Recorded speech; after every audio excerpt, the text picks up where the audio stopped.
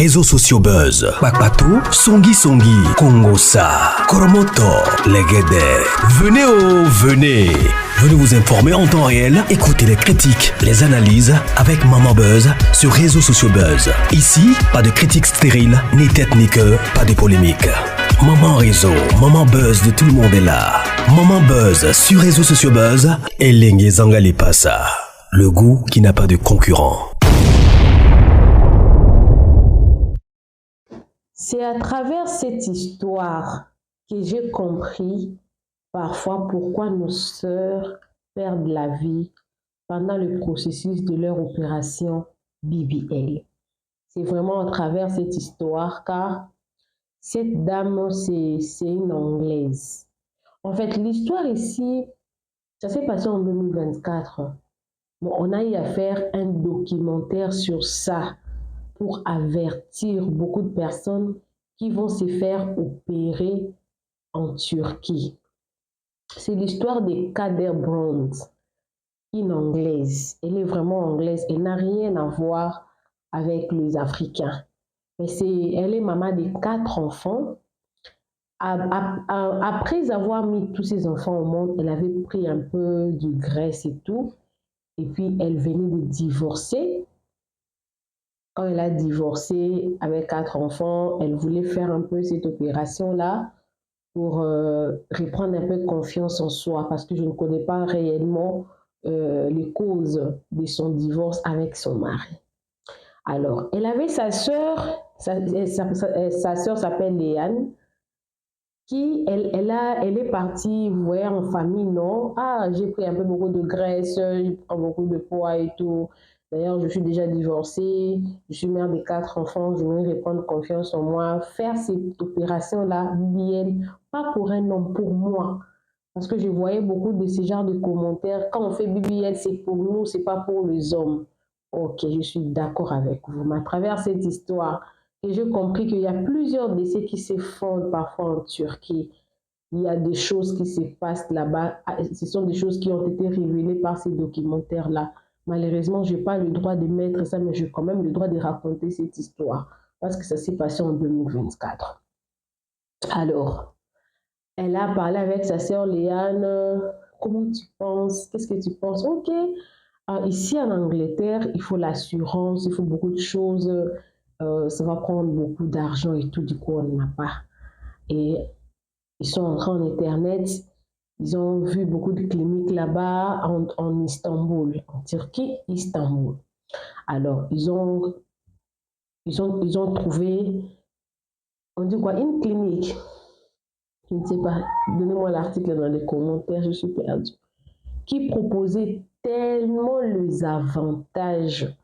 C'est-à-dire que ce qu'elle voulait vraiment. Elle voulait, c'est l'hypsocision, c'est enlever la graisse du ventre, mettre dans le fesse, arranger un peu ici, à augmenter un peu le lèvre, hein, mettre un peu des joues comme ça, enlever un peu les clavicules hein, pour qu'elle ait un peu ça. Donc je ne savais pas que avoir aussi des clavicules comme ça là, c'est aussi it's smart. I didn't know that. I just know that because of these videos. I don't know. Donc, elle voulait avoir aussi des clavicules comme ça là. Elle voulait un peu cette partie. Elle ne voulait pas des gros bras. Elle voulait vraiment avoir un corps parfait. Et elle est entrée en contact avec cette clinique-là. Ils ont donné des avantages. Ils n'ont donné que des avantages. Il n'y avait que des avantages. Et tous ces genres d'opérations, tout ce qu'elle a voulu, faire un peu de fard à joues comme ça, là, les lèvres bombées, les clavicules, le main, BBL, enlever la graisse du ventre pour mettre dans le fesse, toutes ces histoires-là, on a tellement bien, on a dit même les procédures présentées. Quand il est en train de parler, là c'est sa sœur qui parle, quand ils ont pris contact avec cette clinique-là, les procédures présentées dans le document, c'était tellement parfait.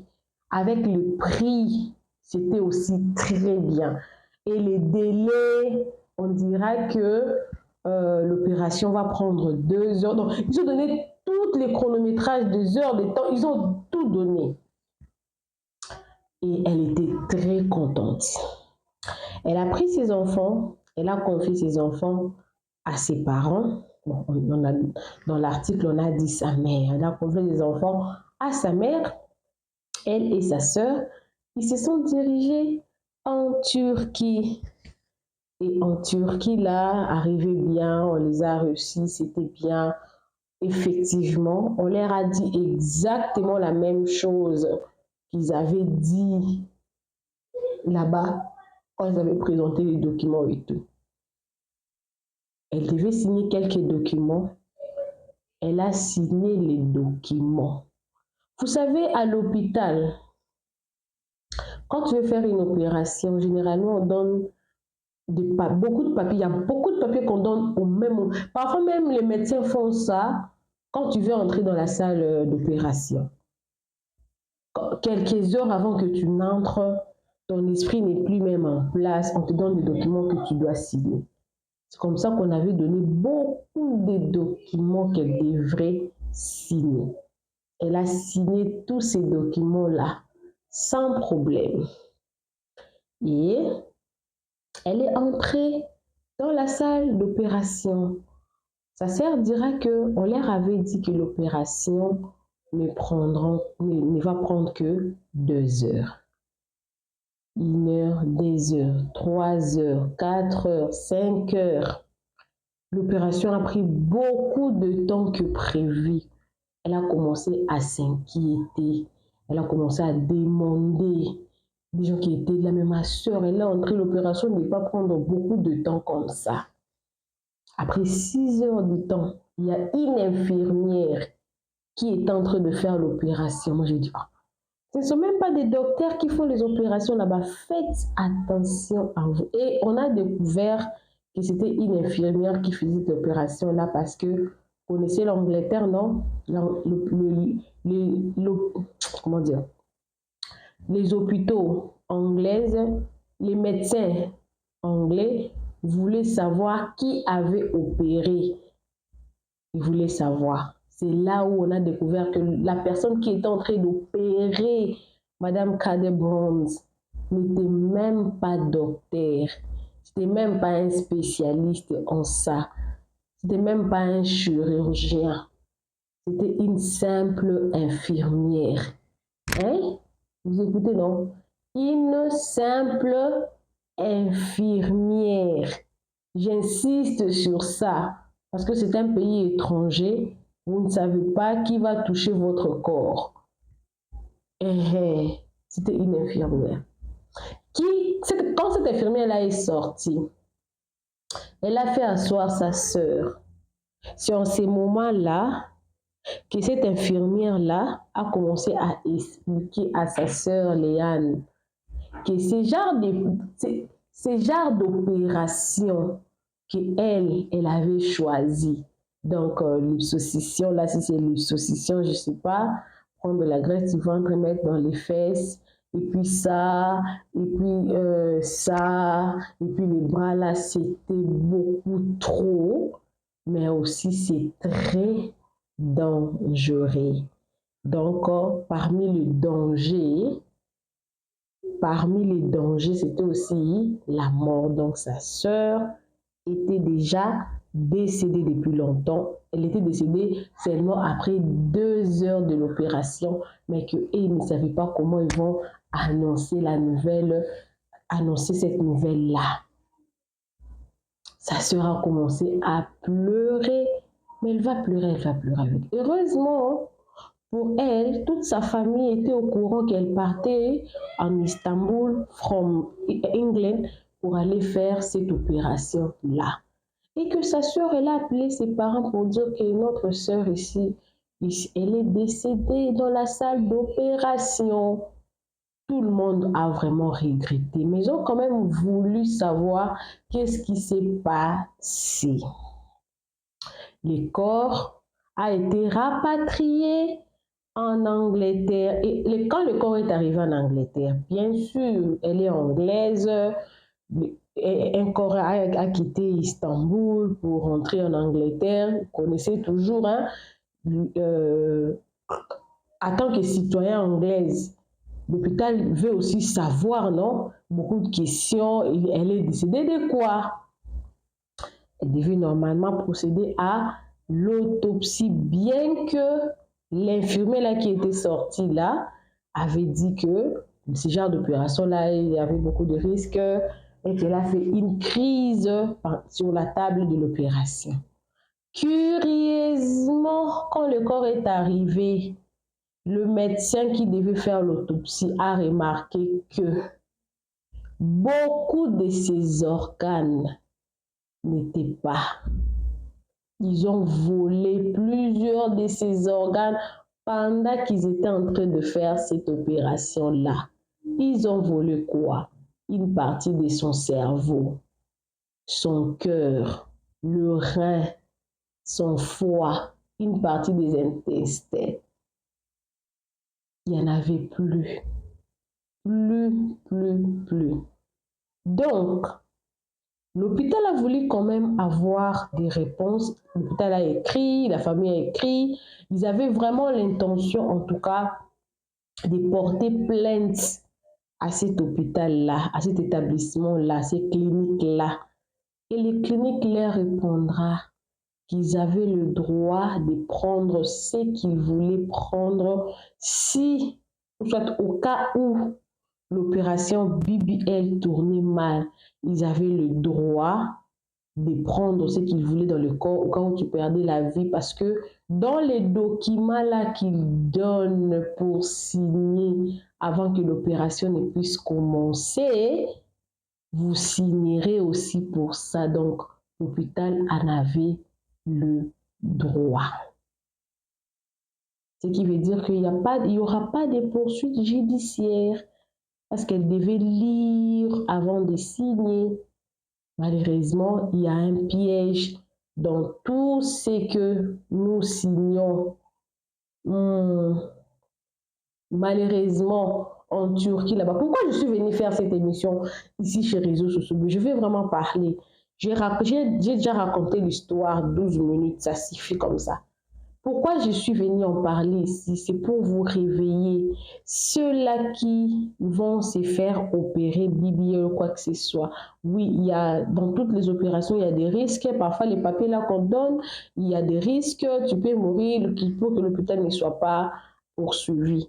Mais la clause là que non, quand tu meurs, l'hôpital a le droit de retirer n'importe quels organes. Là, c'est autre chose. Je pense que ici en Afrique du Sud, vous devez déclarer volontairement que vous voulez faire don d'organes. Peut-être quand vous mourrez, vous devez faire don d'organes. Vous devez être inscrit. Mais là-bas en Turquie, ils ont fait ça comme un piège.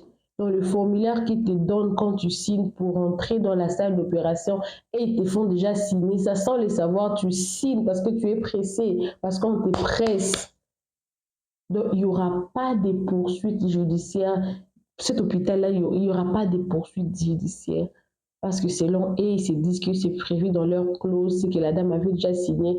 Ils avaient le droit de prendre ces organes-là. Donc, ils ont pris ces organes.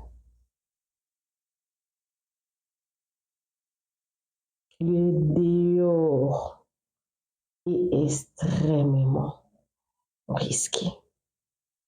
Faites attention à vous. Tout ce qui brille n'est pas de l'or. J'ai voulu partager cette histoire avec vous, spécialement ceux-là qui veulent aller en Turquie, se faire opérer. Quand j'avais parlé de la dame là qui avait pris des injections de chien pour avoir de belles formes, beaucoup de personnes m'avaient écrit dans mon inbox pour avoir cette vidéo-là. Il y avait des gens qui envoyaient à leurs membres des familles qui voulaient les faire, beaucoup plus ceux-là qui étaient en Europe et tout. En tout cas, la vidéo-là a été beaucoup sollicitée. Et je suis vraiment très contente que les gens aient pris ça en ce sens-là, avaient vraiment beaucoup compris le danger qu'il y a en faisant le BBL. une mère de 38 ans qui part, qui laisse ses 4 enfants parce qu'il y a eu un piège dans le clause qu'elle a signé avant d'entrer dans la salle d'opération. Un vrai piège, mais qui l'hôpital ne peut pas être poursuivi parce que l'hôpital a votre signature. Faites attention à ce que vous signez. Surtout, gardez votre corps, surtout un corps après la maternité. Parce que beaucoup de personnes disaient que non, quand on veut faire du BBL, partout il y a des dangers, on les fait pour nous. Ton corps, si tu aimes ça comme ça, les gens vont commencer à aimer ton corps parce que toi tu l'aimes. Voilà pourquoi j'aime beaucoup Awa Bell. Cette TikTokeuse-là, elle est noire, elle est grosse, elle n'a pas de forme en fait. Mais quand elle a tellement confiance en elle que en tout cas, tu ne peux pas la dire qu'elle n'est pas belle. Elle est belle. Tu ne peux pas la dire qu'elle n'est pas belle. Elle s'est dit qu'elle est belle. Tu peux pas dire qu'elle n'est pas. Elle est belle. Quand elle s'habille, elle se met en confiance. Quand elle se maquille, elle se met en confiance. Mais en la regardant comme ça, tu pourras dire que celle-là, elle doit les faire, elle doit se faire dégrasser. Mais tellement qu'elle l'aime, elle s'aime elle-même. Finalement, beaucoup de personnes qui ne l'aimaient pas, elle a les dents pointues comme ça, devant comme ça. Ce n'est pas pour l'insulter. C'est-à-dire qu'elle aime même ses dents, elle aime sa forme, elle aime son teint, elle aime tout d'elle en fait. Ce qui fait que tellement elle aime tout ce qui est en elle, elle aime ça. Il y avait de personnes aimeuses qui l'insultaient, mais ces insultes-là ont fini par beaucoup diminuer. En tout cas, si elle a des insultes aujourd'hui, je peux dire que c'est 30% de personnes qui l'insultent par rapport à 70% de personnes qui ne l'insultent plus. Qui ne l'insulte plus? Pourquoi? Parce que elle s'est mise en confiance, elle a aimé son corps, elle a appris aux autres personnes d'aimer son corps parce qu'elle, elle aime son corps et du coup, elle n'est plus complexée. Et à travers elle, beaucoup de personnes qui ont la même forme qu'elle ne se complexent plus. Et souvent, elle est suivie par plusieurs personnes. Son courage à elle. Moi, en tout cas, je regarde très souvent les commentaires à travers toi. J'ai appris à aimer mon corps, à aimer tout ce qui m'appartient, à aimer la vie. Aimer la vie, nous tous, nous allons mourir. Nous tous, personne ne va rester. Nous tous, nous partirons. Mais avant de partir, il faut vivre. Surtout quand vous avez des enfants, une responsabilité quelconque. Vous avez vos enfants. Il faut, si tu pas vivre pour toi, en regardant les cas de Brown, on sent elle n'était pas assez, elle n'était pas mal, elle n'était pas mal. Comme il y a un adage qui dit que en voulant tout gagner, on risque de tout perdre. Voilà, elle a tout perdu, elle a perdu sa vie. Et j'avais même lu le commentaire, il y avait des personnes qui disaient que non, comment savoir, bon, entre parenthèses, cette histoire a réveillé en tout cas plusieurs personnes qui se font, bon, au cas où l'opération s'est tournée mal, l'hôpital a le droit de récupérer. Mais au cas où l'opération ne s'est présentée pas mal, est-ce que euh, beaucoup de personnes, on ne leur vole pas peut-être un rein, peut-être une partie du foie, parce que vous savez, apparemment les foies, ça, euh, les beau en France, on dira quoi? Je ne sais pas. Il y a même, vous savez, le foie, ça grandit selon ce que j'ai appris. Hein, le foie, ça peut grandir. C'est-à-dire qu'on peut prendre une partie de ton foie et gréver ça à une autre personne qui en avait besoin. Vous allez voir que ça va grossir là-bas, ça va reprendre la forme. Donc, selon ce que j'ai appris, je ne suis pas médecin. On peut te prendre cette partie-là, en tout cas, personne n'est à l'abri, vraiment, surtout que quand vous signez, en tout cas, ce genre de choses, faites attention à vous, faites attention à vous, aimez vos corps, aimez vos vies.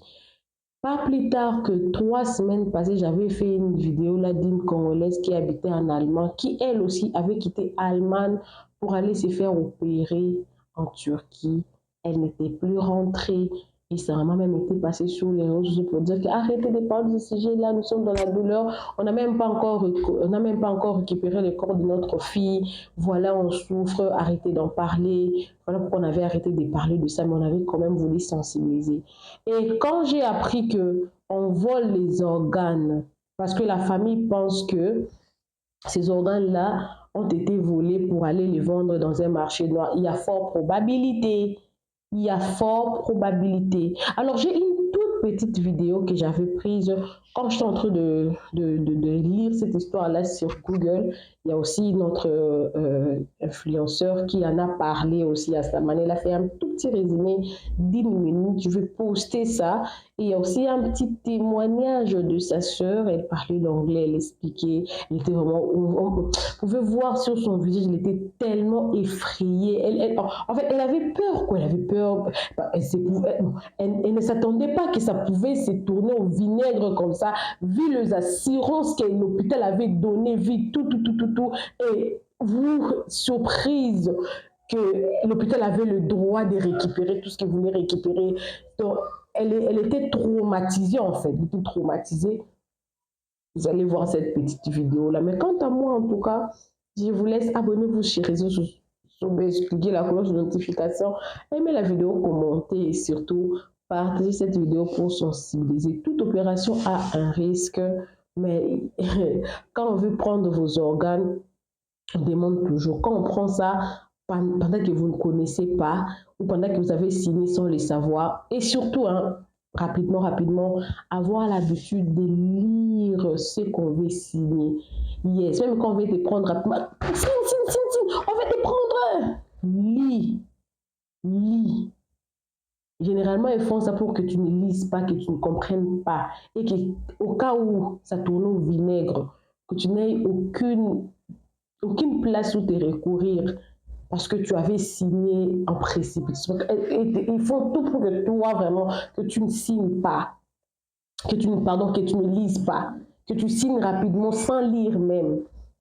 Lisez toujours ce que vous signez. Quand vous partez quelque part et qu'on vous donne une feuille, vous devez signer. Prends l'état dit, please give me a moment. Au tanguy, tu lis tout ce qui est écrit là-bas et puis vous signez. Si tu ne comprends pas, demande même, vous avez le droit, c'est votre droit de poser la question, demande même, je n'ai pas compris ici, ça veut dire quoi cette phrase? La personne qui t'a présenté le document va t'expliquer la phrase. Tu ne comprends pas, si tu n'as pas envie de signer, tu dis. J'ai vu plusieurs personnes, par exemple, elle est enceinte, on veut faire la césarienne, ou elle est enceinte, la maman et le bébé sont en danger, les médecins demandent, disent que, ok, je ne signe rien, des histoires comme ça. En tout cas, vous avez le droit de signer ou pas signer, mais vous avez le droit, mais lisez toujours ce que vous voulez signer. C'est très important. On se retrouve prochainement, mais suivez cette petite vidéo, je vous laisse avec ça. Suivez ça. Moi également, je vais suivre avec vous, mais je ne reviendrai plus. Que Dieu vous bénisse, surtout bon début de week-end. Bon, nous sommes en plein week-end. Bon week-end. Que Dieu vous bénisse. Bisous. Suivez la petite vidéo, moi également, je suis avec vous. Suivez. Les gars, la dinguerie. Est-ce que vous avez entendu parler de cette histoire? Cette femme a perdu la vie quelques heures après qu'elle a pris cette photo. Elle avait seulement 38 ans, elle s'appelait Kayder Brown. Elle est partie de l'Angleterre jusqu'à Istanbul pour faire des chirurgies esthétiques. Et sur cette photo, on la voit avec sa sœur Léane. Et selon les membres de sa famille, les procédures pour l'opération étaient tellement parfaites et ils ont même donné une promotion sur les prix à payer. C'est ça qui lui a donné encore plus envie d'aller faire l'opération. Ils ont fait un tummy tuck qui est d'enlever les gras du ventre et le mettre dans les fesses. Et ils ont fait aussi un BBL et d'autres opérations. Et pendant 2 heures d'opération, l'une des médecins qui est en train de l'opérer est sortie pour aller voir sa sœur pour lui annoncer que sa sœur est décédée. Et c'est elle, l'infirmière, qui lui faisait l'opération. Elle a bien expliqué qu'en fait, pour ce genre de procédure d'opération, il y a tellement de risques que tu peux mourir. Et c'est là que ça devient intéressant. Quand son corps a été envoyé dans son pays qui est l'Angleterre, les choses ne se sont pas passées comme ça devrait être. Le médecin qui a reçu le corps de la fille, qui devait l'examiner pour voir ce qui s'est passé vraiment, il a remarqué qu'il y a une grosse partie de ses organes qui sont absents, qui a été enlevée, comme son cœur et son cerveau. C'est un truc de fou, les gars. Et dans cette interview que je vais vous montrer, sa sœur raconte qu'en fait, il ne pouvait rien faire parce qu'en fait, les cliniques avaient le droit de prendre ses organes s'ils avaient envie. Bizarre. They returned her body. They'd kept pieces of her heart and her intestines. I don't think it was allowed, but they said it's legal. They can take what they want. Il y a beaucoup de gens qui pensent que ces organes ont été enlevés pour aller le vendre sur le marché noir. Dites-moi ce que vous en pensez dans les commentaires, ça fait très très chaud au cœur. Tchuss!